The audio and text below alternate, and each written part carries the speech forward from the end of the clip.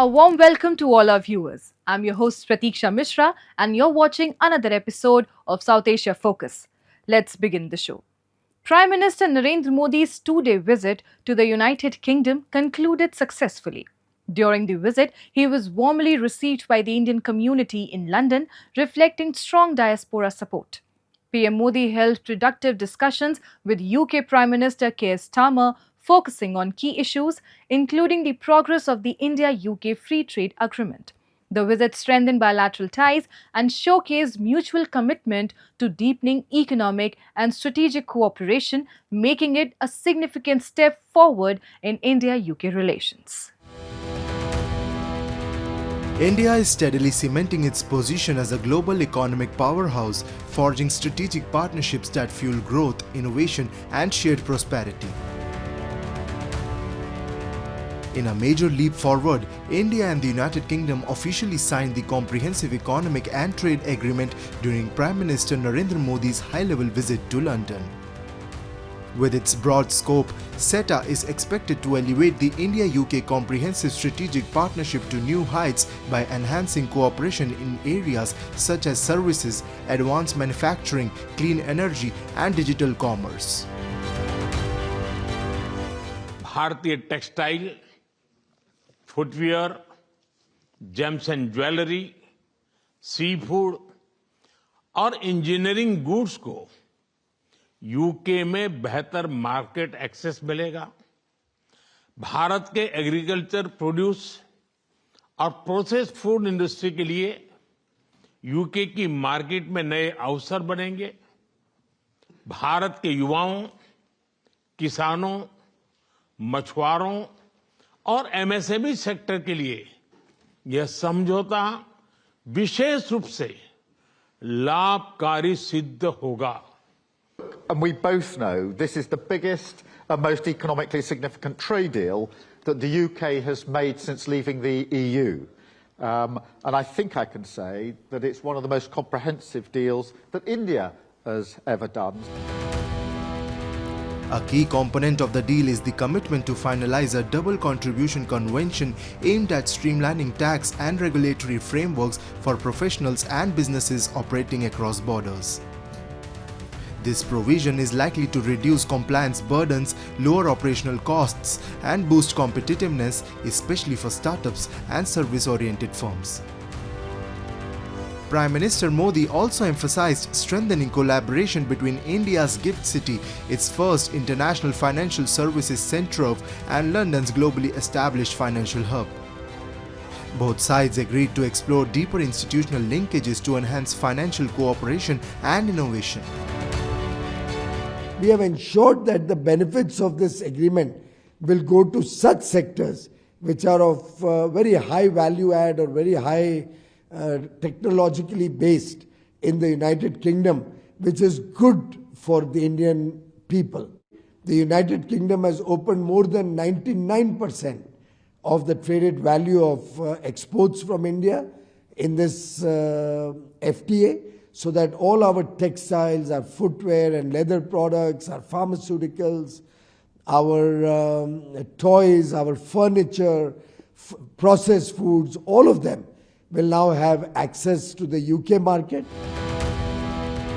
The India-UK Comprehensive Economic and Trade Agreement comes at a time when New Delhi is actively diversifying its trade partnerships through comprehensive free trade agreements. The pact marks India's 16th such agreement, joining an expanding network of FTAs with countries and regions like the European Free Trade Association, Japan, South Korea, and Australia. Industry experts are now praising the India-UK deal for its potential to significantly boost exports and set new standards. We are expecting that Indian exporter will definitely leverage the deal to increase India's export to the UK exponentially. The good thing is that UK has talked that they will not be imposing the safeguard agreement, and that gives us the opportunity to increase exports substantially and mindful of any threat from the UK side. And probably we should use this agreement so that it becomes a template for India's further agreement with the EU also. Since 2014, India has finalized 5 major trade agreements with Mauritius, the UAE, Australia, EFTA, and now the UK, demonstrating its strategic pivot towards strengthening international trade ties. Negotiations are currently underway with several key partners including the United States, Oman, Peru, and Israel. These FTAs are designed to open new markets, reduce tariff and non-tariff barriers, and promote technology transfer and investment flows.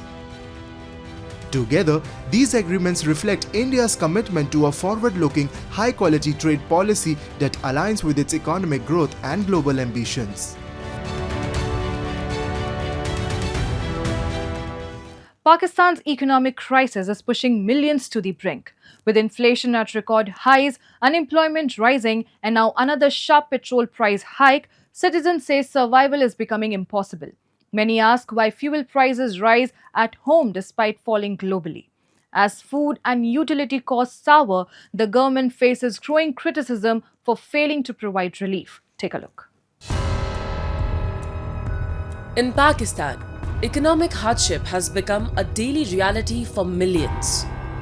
The working class and lower income groups are being crushed under skyrocketing inflation, growing joblessness, and a lack of economic opportunity. But the most recent hike in petrol prices has triggered a wave of fresh anger across the country. Despite a decline in international oil prices, the government has once again raised domestic fuel rates, a move many see as indifferent, if not outright cruel. Citizens accuse the administration of prioritizing fiscal adjustments and IMF demands over the lives of ordinary people.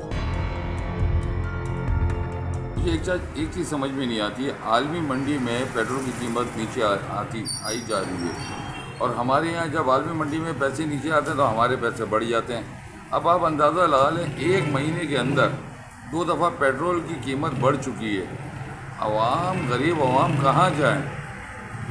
के electric वाले पैसे बढ़ा रहे हैं, gas के पैसे बढ़ रहे हैं, पेट्रोल के पैसे बढ़ रहे हैं। हुकूमत गरीब आवाम और इस तरफ देख नहीं रही, जबकि मेरी नज़र के अंदर पेट्रोल के पैसे नीचे आने चाहिए। दुनिया में हर जगह जब पेट्रोल के पैसे आलमी मंडी में नीचे आते हैं तो वहाँ पे उन कंट्रीज़ में पेट्रोल की कीमत नीचे कर दी जाती है। एक वाहिद हमारा मुल्क है कि पेट्रोल के पैसे बढ़ा दिए जाते हैं। हुकूमत को चाहिए कि वो चाहती क्या है भाई। Basic necessities, food, electricity, gas are now luxuries for many families. Unemployment has reached alarming levels, with many educated youth unable to find work. Yet, the political leadership appears more focused on survival in power than offering relief to the people.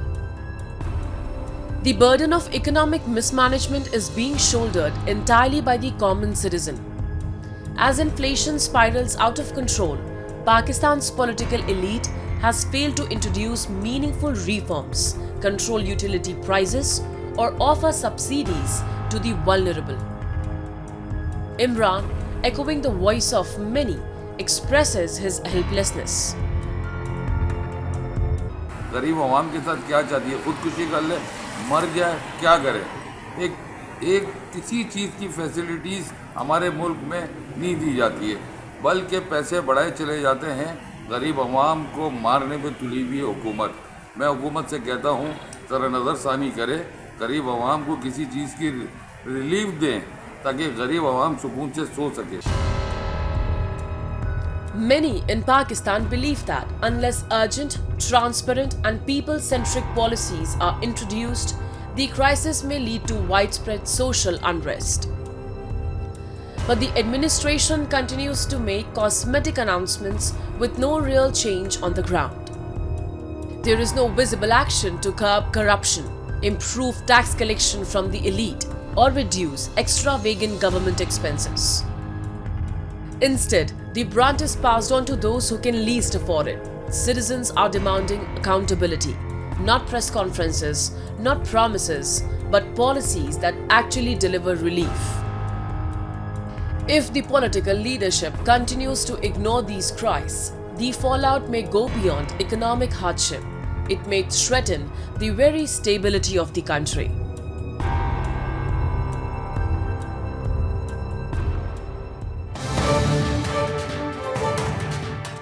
Time now for Asia This Week, the stories from across the continent. Heavy monsoon rains swept across Pakistan's Punjab province, causing widespread destruction and claiming dozens of lives, according to provincial officials. Within a single 24-hour period, these storms left hundreds injured and significantly worsened the country's ongoing monsoon crisis, which had been unfolding since late June. It marked one of the deadliest days of the rainy season, with torrential downpours triggering flash floods and causing numerous buildings to collapse.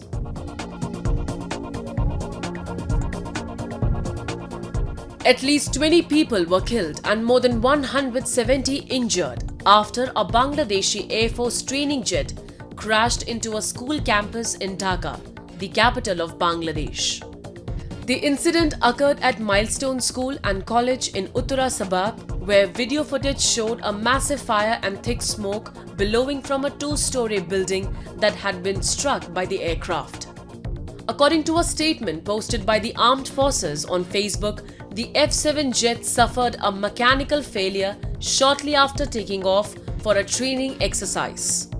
The pilot was among those who lost their lives, the Air Force confirmed.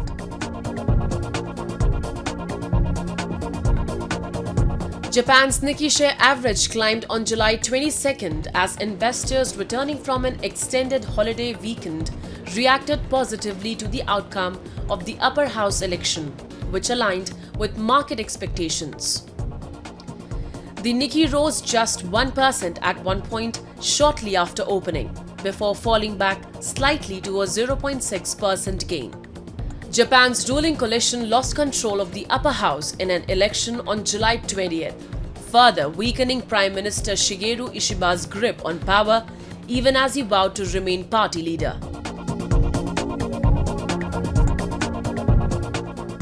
Moving on. The situation in Pakistan-occupied Jammu and Kashmir continues to worsen with increasing frustration among residents over decades of neglect, exploitation, and systematic misrule.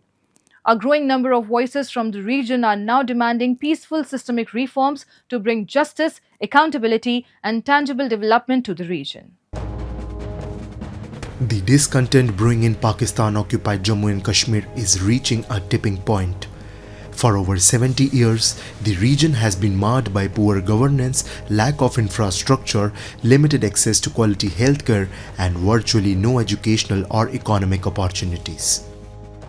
Political activists in the region are strongly criticizing the prevailing conditions, holding successive governments in Pakistan and local leadership responsible for the stagnant state of affairs.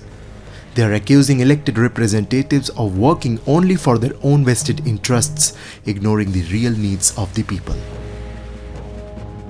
ये जितना भी हमारे यहाँ जो तरक्याती कामों का मयार है या लोगों को इंसाफ नहीं मिल रहा, मेरिट की बालादस्ती नहीं है, उसकी वजह ये है कि जो लोग हमारे इलेक्ट होते हैं, जो इक़्तिदार और इख्तियार के मनासब पर फायज होते हैं, उनको फिर अपने वोटरों की और अपने करीब तरीन लोगों ही पर तवज्जो वो देते हैं, क्योंकि वो इलेक्शन में उनके काम आते हैं और आवाम की अक्सरियत जो है वो मारूमी का शिकार होती है.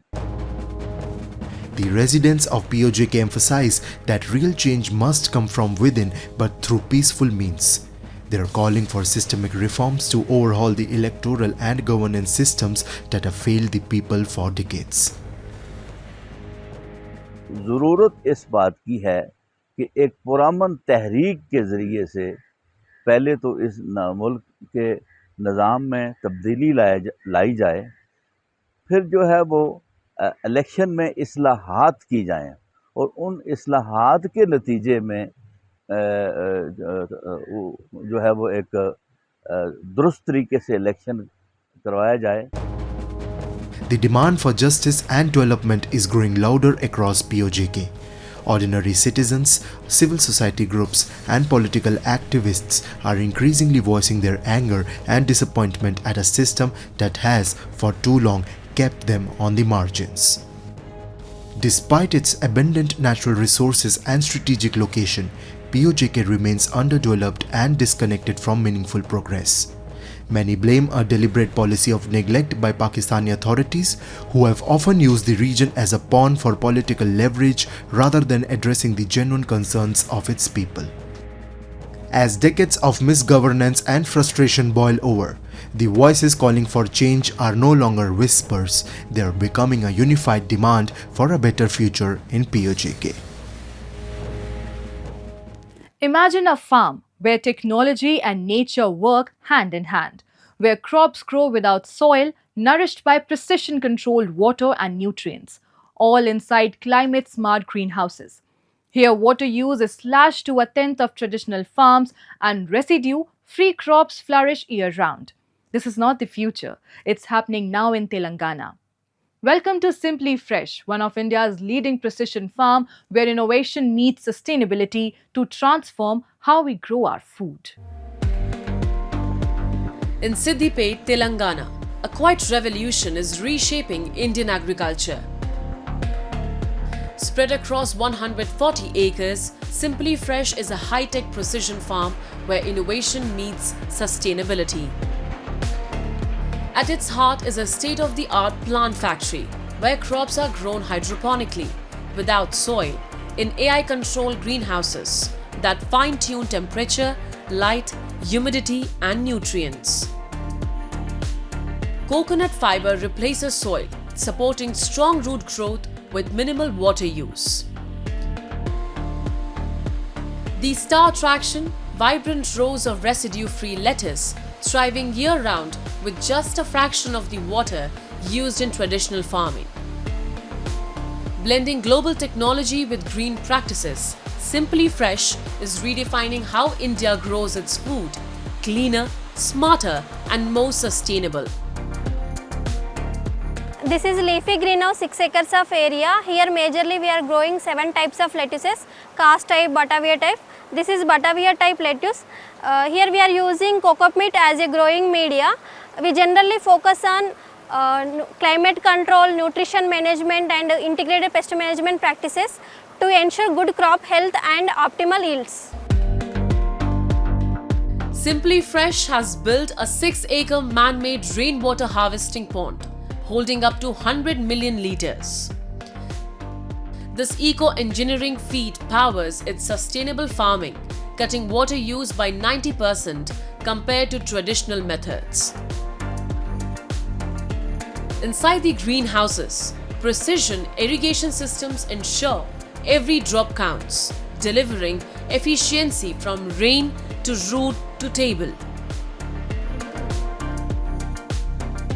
Here we have 2 types of irrigation system, that is boom irrigation and ebb and flow irrigation. Generally in the boom irrigation we will maintain 1.2 EC and 5.8 pH and we will keep the seedlings nearly 13 days. After that we will shift the seedlings into the ebb and flow irrigation system. Here we will maintain 1.4 EC and 5.8 pH. We have 3 types of screens, roof, UV and insect net.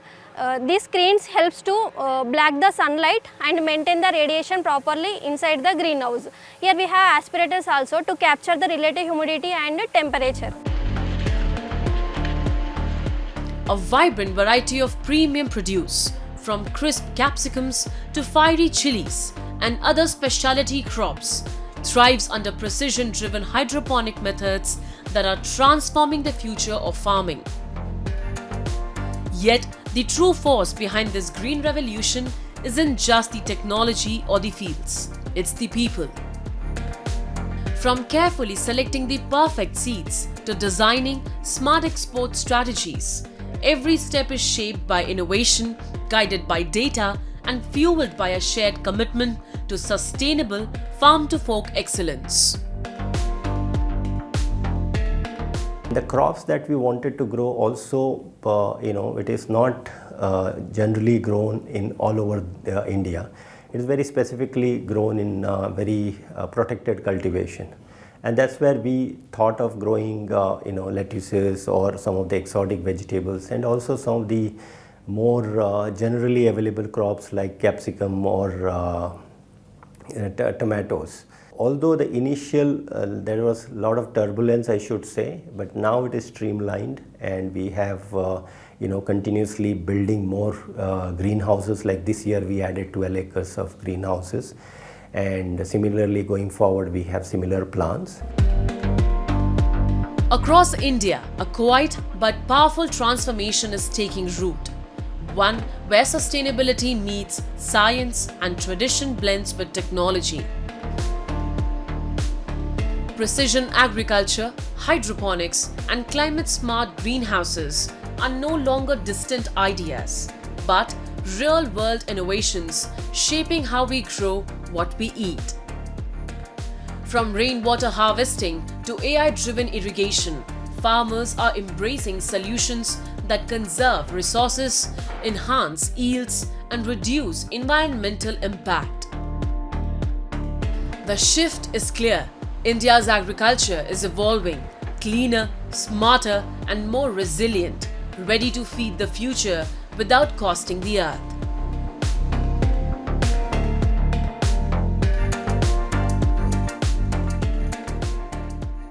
From smart greenhouses to cleaner harvest, Simply Fresh is redefining what it means to farm. And with that, we come to the end of this week's episode. See you next week. Till then, goodbye and take care.